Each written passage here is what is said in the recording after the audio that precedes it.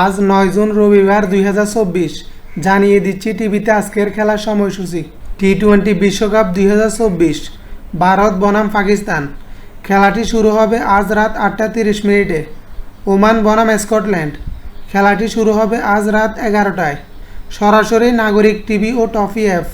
আন্তর্জাতিক প্রীতি match Italy বনাম Bosnia. খেলাটি শুরু হবে আজ রাত ১২টা ৪৫ মিনিটে। সরাসরি সোনি 1। ফ্রান্স বনাম কানাডা। খেলাটি শুরু হবে আজ রাত ১টা ১৫ মিনিটে। সরাসরি সোনি 2। আন্তর্জাতিক প্রীতি ম্যাচ আর্জেন্টিনা বনাম ইকুয়েডর। খেলাটি শুরু হবে আগামীকাল ভোর ৫টায়। আর্জেন্টিনা বনাম ইকুয়েডরের ম্যাচটি ভারত ও বাংলাদেশের কোনো টিভি চ্যানেল লাইভ দেখাবে না, তবে আপনি সহজেই ম্যাচটি ফেসবুক লাইভের মাধ্যমে দেখতে পারেন।